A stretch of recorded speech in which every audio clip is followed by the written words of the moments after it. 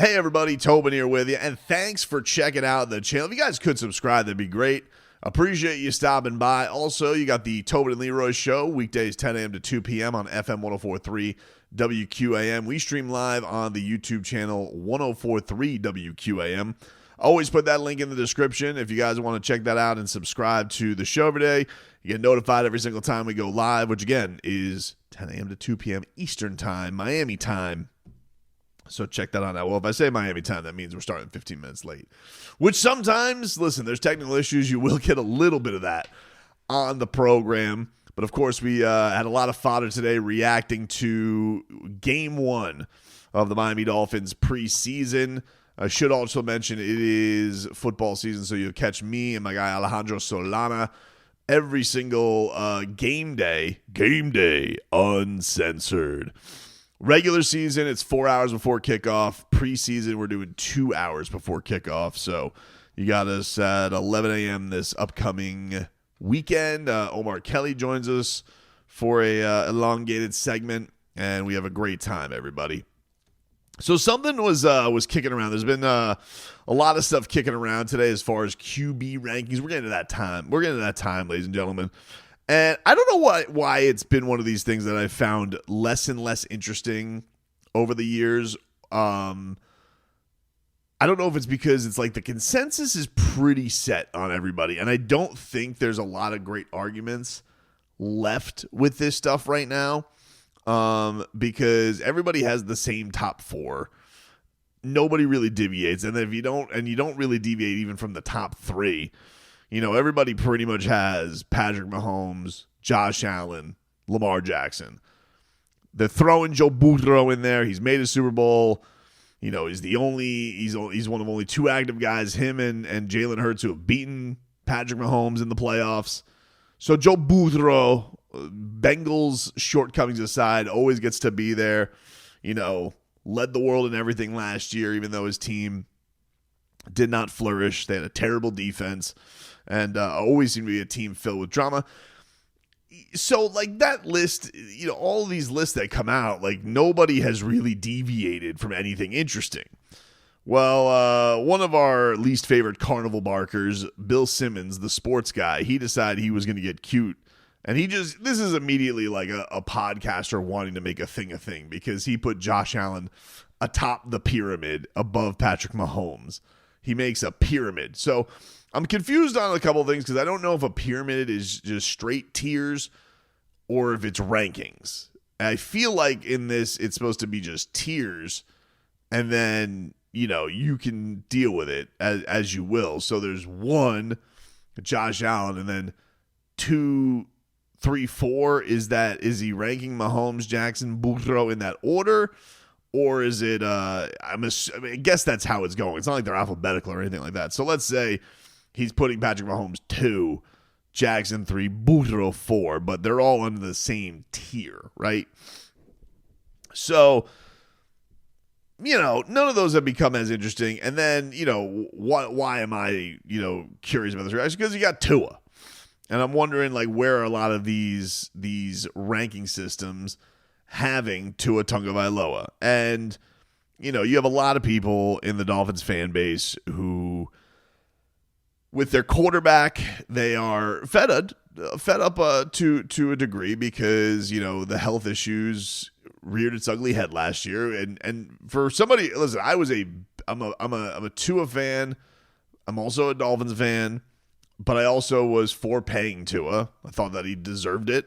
But I'm not silly enough to ignore that the fact that he got hurt last year right after signing that monster deal, knowing that he had durability issues in the past, concussion issues in the past, and that reared its ugly head in 2 games, was a complete disaster for the franchise. It was. And especially with the idea that he didn't feel like he was hurt. He went to Disney on Ice the next day. He didn't want to go on IR. He seemed to have an issue with being the face of concussions and how the team was treating it. It was a nightmare. It was an absolute nightmare. And that was already on top of the ideas that, look, Tua is not as good against like the premier defenses. He's had good moments. You could pick out a couple, but you can't deny that there's been some things that you for everybody who's been an ardent Tua defender, you're still looking for them ones. Like you got your Ravens games, comebacks, and you got your prime time against the decent Rams, and you got your Cowboys Christmas and all those. You got a couple in there to pick from. But I would say you don't have the one yet. I don't think you do. And I say that as somebody who goes and has talked about this as one of the main topics of sports radio now for a lot of years. But I was also I'm one of these. I think at his best, I do think the guy can be in the top 10 conversation. I truly do. I think the year where him and Tyreek were lighting it up and putting up record-breaking numbers, there was a window there. We were talking MVP candidacy for this guy. And I do think that there are still those chances to be there, but this is not like the year where you can really complain about where his placement is on any rankings, just because the biggest flaw, the biggest fear is his durability, and there was nothing to dissuade you from that last year with missing the games from the concussion, from the hip, the two most scary parts of his body that you're worried about, with his hip injury out of college and his constant head injuries. So Bill Simmons has him here in his 5th tier, which I guess is 15 to 20, and he has him as the last dude. Behind Kyler Murray, behind Geno Smith, behind Bo Nix, behind Drake May, behind Sam Darnold. Sam Darnold had a nice year last year, but come on, dude. If Sam Darnold's so great, why didn't the Vikings hold on to him? You know what I mean? It's one of these things.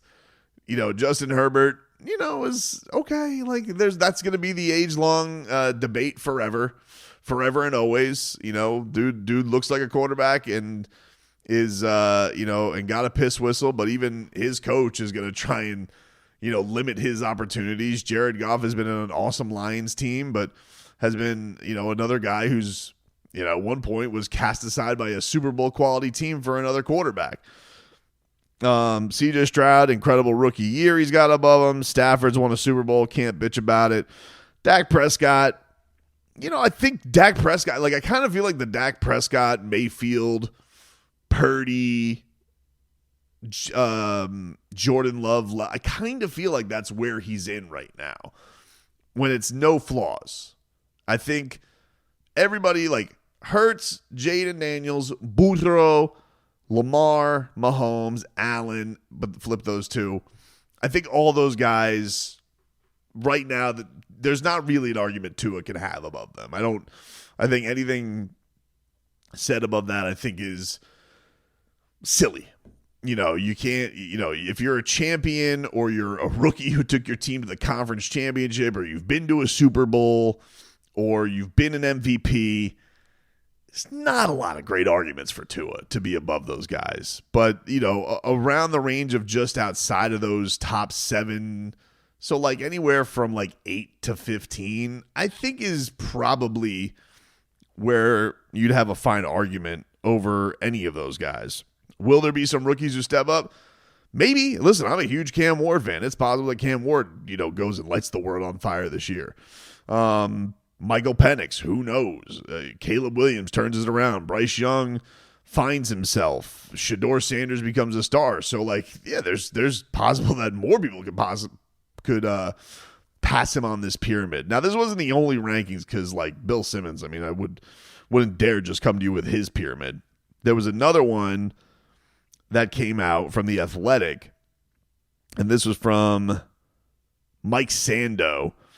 And his tier system that he did was 6 GMs, 6 assistant GMs, 6 former GMs, 5 other execs, 8 head coaches, and 19 other coaches, including 19 coordinators, to comprise a 50-person panel. The goal was simple: tier every QB in the NFL. So this was their list. And again, top 4 the same that they've been. Tier 1 is Mahomes and Boudreaux. They tied them for first. I can't tie them for first. But you can put Boudreaux second. That's fine. I would probably put Allen above him, but whatever. the top four remains the top four. So it's tiers, but they tie them for one, but the tier one is Mahomes, Boudreaux, Allen, Lamar Jackson, and then they put Matt Stafford last, even though his back right now seems like it is made of ramen noodle. Tier 2 goes from 6 to 14, which is a pretty big tier. Tier 2, Jaden Daniels. They have Justin Herbert 7th. They have Jared Goff, CJ Stroud, Jalen Hurts. This is the second list I've seen Jalen Hurts behind Justin Herbert. When does the sports matter? I don't know. Maybe I'm just an old school rascal. I don't know. Baker Mayfield, Dak Prescott, Jordan Love, Brock Purdy. And then tier 3 is Kyler Murray, Aaron Rodgers, Tua Tagovailoa, Trevor Lawrence, Geno Smith, Bo Nix, Sam Darnold, Drake May, Caleb Williams, Bryce Young, Kirk Cousins. And then you have tier 4, nobody who's really surprising on that list. The Browns QBs, J.J. McCarthy.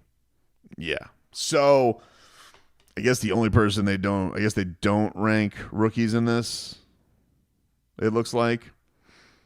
No. So no rookies are ranked. But yeah, this one, Tua being 17, I think it's low for him, but I get it. I know why he's going to be there after what just happened. I can't just be like, oh, no.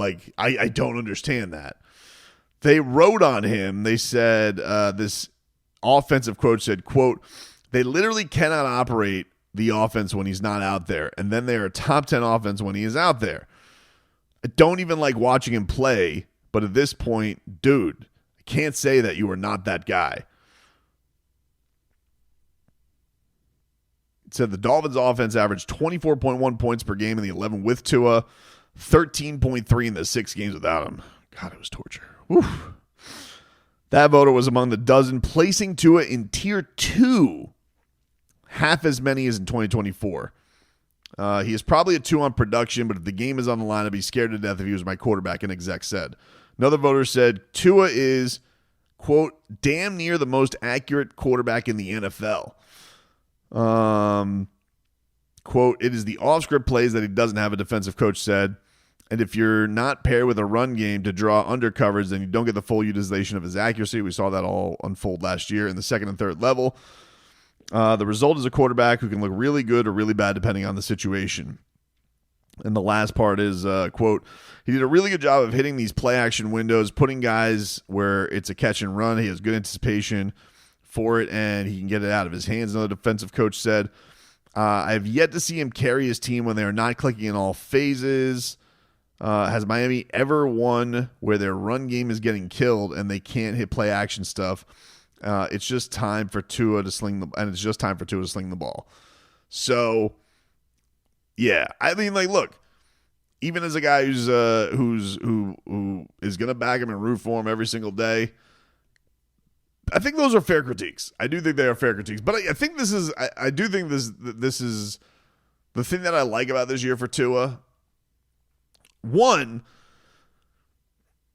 I kind of feel like everybody realizes, because of the situation with the team, they don't have any shot without him. We've really seen it. There's been some crazy people who you can't reason with who are like, Quinn Ewers. Hey, dude, maybe Quinn Ewers with a little seasoning and time can become the next great story, can become the next Jordan Love. But he very clearly needs some time. Don't leave the kid out there to dry. The kid very clearly needs a little time to season and get right. I'm not saying it's impossible for him, and maybe Tua does flame out this year. Listen, one more head injury, how many more do you have in you?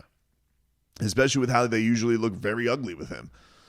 But I also think the opportunity is there for him to, I think everybody's talking about what a leader he is, how well he's handled all the Tyreek Hill drama, this new offensive line, getting back into the run game a little bit, and even seeing the way that he was able to connect with some of his newer guys in that one drive yesterday was kind of exciting, because it's always been said, oh, it's a Tyreek Hill show, it's a Jalen Waddle show. Well, if he can get on the same page with with either the Washington Twins or with NWI, maybe it opens up some different avenues for him to go. And it is, we have seen when they don't throw to those guys, like it can be a disaster. I mean, either with D. Eskridge or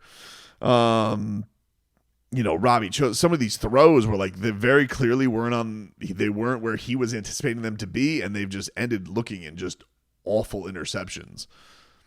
But I am, as somebody who got crazy about this stuff with some of the rankings, especially like, the last couple of years before last year, I think that it's fair for him to be docked for missing the games.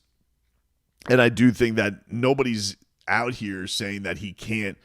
I don't think that there's anybody in that range that's like outside of the top 6 right now, the guys that I mentioned, that he doesn't really have an accolades argument against.